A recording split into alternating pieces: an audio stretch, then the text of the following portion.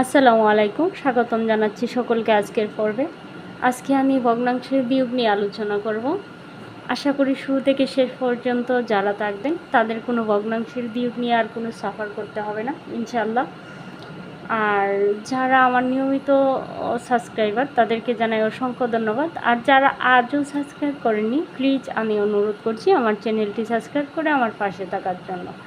এখানে 1 নম্বরে দেয়া আছে, দেখো আমাদের আগে জানতে হবে লব কোনটা হর কোনটা। আমাদের লব হচ্ছে 7 আর হর হচ্ছে 5।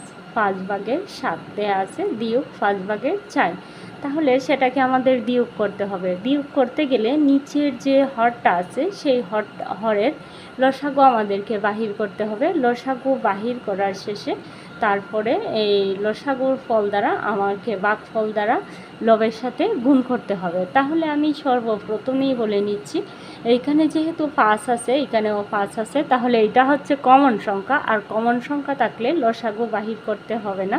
দেখো আমি 5 লসাগু 5, যদি আমি 5 দ্বারা একে ভাগ করি, 5 একে 5, আমাকে একটা মৌলিক সংখ্যা দ্বারা লসাগুটা বাহির করতে হবে। তাহলে আমি 5 দ্বারাই বাহির করলাম, হয়তো 2 দ্বারা 3 দ্বারা। যেহেতু এই সংখ্যাগুলি হচ্ছে বেজোড় সংখ্যা, সুতরাং জোড় সংখ্যা দ্বারা ভাগ করা সম্ভবই না। তার জন্য 3 দিতে পারি। 3 দ্বারা 5কে ভাগ করা যায় না, সেজন্য আমি 5 দিলাম। 5 দ্বারা 5কে ভাগ করলে 5 একে 5, 5 একে 5। তাহলে আমি কি পাচ্ছি, দেখো 5 1 দ্বারা যদি 5কে গুণ করো তাহলে এই 5ই পাইবা, 5 একে 5, 5 একে 5। তাহলে এইখানে আমার লসাগু হচ্ছে 5। আমি এইখানে সমান সমান 1 নম্বর অঙ্কটা করে নিচ্ছি। আমার লসাগু হচ্ছে 5। 5 দ্বারা যদি তুমি 5কে ভাগ করো তাহলে কত পাবা? 5 দ্বারা 5কে ভাগ করলে 1, আর 1 দ্বারা তুমি ভাগফল দ্বারা তুমি লবকে গুণ করবা, তাহলে 7 একে 7। আমি গুণ করলাম 7-এর সাথে এই যে বিয়োগ চিহ্নটা আছে সেই বিয়োগ চিহ্নটা এখানে আসবে। এইটার কাজ শেষ। এখন এই 5 দ্বারা তুমি 5কে ভাগ করো তাহলে কত পাবা? 5 একে 5, আবারও 1 পাইছো। এই 1 দ্বারা তুমি 4কে গুণ করো, 4 একে 4। হর দ্বারা হরকে ভাগফল দ্বারা লবকে গুণ। হর দ্বারা হরকে ভাগফল দ্বারা লবকে গুণ, তাহলে 4 একে 4, 4 একে 4। তাহলে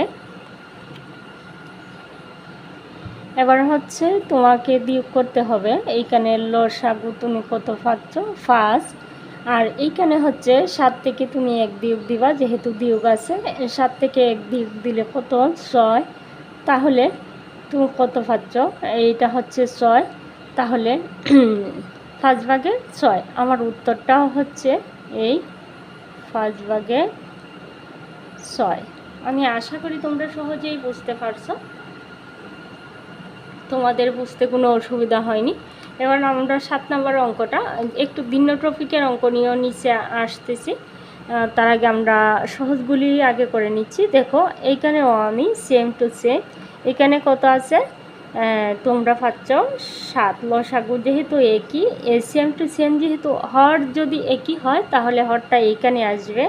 তাহলে তোমাদের কোনো প্রকার যদি একই রকম হর হয় তাহলে তোমাদের কোনো রকম গুণ ভাগ এসব কিচ্ছু করা লাগবে না। তাহলে জাস্ট হরটা বসাই দিবা। আর এইখানে আছে 9, তুমি 9টা এইখানে নিয়ে আসো, বিয়োগ চিহ্ন, এই বিয়োগ চিহ্ন 6। তাহলে আর কোনো গুণ টুন করা লাগবে না, যেহেতু হর এক। এইখানে হর, এই যে হর দুইটা এক, সুতরাং কমন হর থাকলে আর কোনো কিছু করা লাগে না। জাস্ট আমি নিচের হরটা লিখবো নিচে, আর উপরের লবটা লিখবো, একটার সাথে আরেকটা বিয়োগ করে লিখে ফেলবো। দেখো এই প্রথম লিখলাম 9, তারপরে বিয়োগ চিহ্নটা, তারপরে 6। এটা কিন্তু কমনের বেলা, আনকমনের বেলা আমি তা বলিনি। তাহলে এবার 9 থেকে যদি তোমার 6 বাদ দাও, তাহলে 6-এর পর থেকে 6 যেহেতু আমি বাদ দিচ্ছি, 6-এর পর থেকে 9 ঘর পর্যন্ত গুণ 6, 7, 8, 9। তাহলে কত পাচ্ছ তোমরা? 3। তাহলে উত্তর কত? 7 ভাগের 3।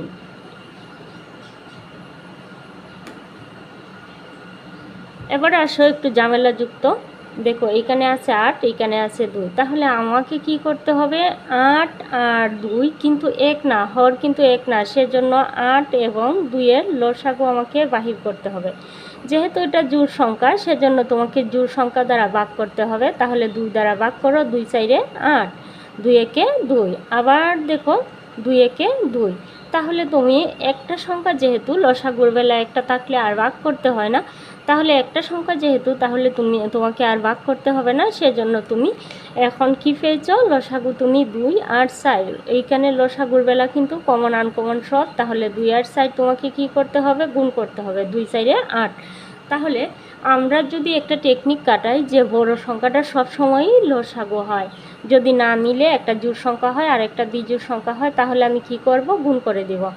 আর এইখানে আমি লসাগু পাচ্ছি কত, 8।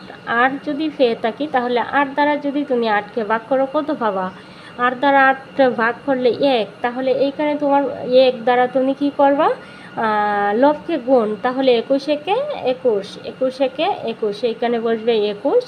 2 দ্বারা তুমি এখন কি করবা, 8কে ভাগ করবা। তাহলে 2 দ্বারা যদি 8কে ভাগ করো কত পাচ্ছ, 2 সাইডে 8, 4, 8 4 9 36, 4 9 36। এই সংখ্যাটা আমাকে আর একটু, আচ্ছা 4 9 36, 36 যদি হয় তাহলে তুমি বিয়োগ করার শেষে বড় সংখ্যা যেহেতু দেখো এইখানে আমি করেই ফেলেছি, তাহলে আমি এইখানেই সমাপ্ত দিয়ে দিই। 21 থেকে যদি তুমি 36 থেকে যদি 21 বাদ দাও, তাহলে এই সংখ্যাটা যেহেতু বড় সেজন্য এই বিয়োগ ফলের আগেও বিয়োগ চিহ্নটা থাকবে। তাহলে 36 থেকে তুমি 21 বাদ দাও, তাহলে কত পাবা, 5। আর 3 থেকে 2 বাদ দিলে হচ্ছে 1, 15। তাহলে এই যে চিহ্নটা আছে এই 15-র আগে কিন্তু মাইনাস চিহ্নটা থাকবে। তাহলে আমার উত্তরটাও হচ্ছে এই।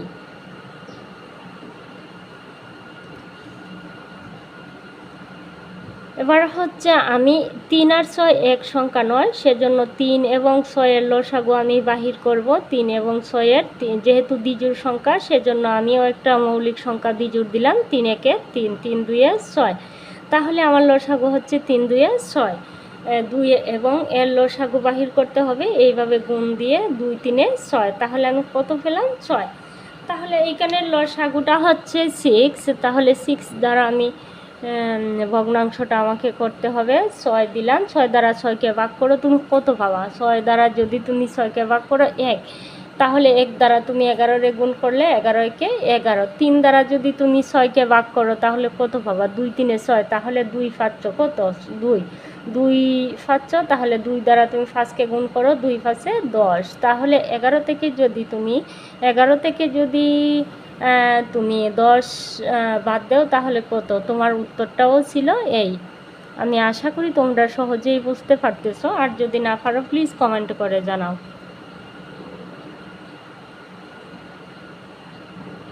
আচ্ছা, এই অঙ্কটা আমার মোছার কোনো অর্থ ছিল না, তবুও মুছে দিলাম যেহেতু। আচ্ছা, এইখানেও লসাগু যদি তোমরা বাহির করো তাহলে পাবা 8। আমি 8টা দিয়ে নিছি যেহেতু এতগুলো লসাগু বাহির করলাম আর করলাম না। তাহলে 2 দ্বারা তুমি কি করবা, 8কে ভাগ করবা, 4 পাচ্ছ কত, 4। 4 দ্বারা তুমি 17কে কী করবা, গুণ করবা, 4 দ্বারা 17, 2 4 এ 8।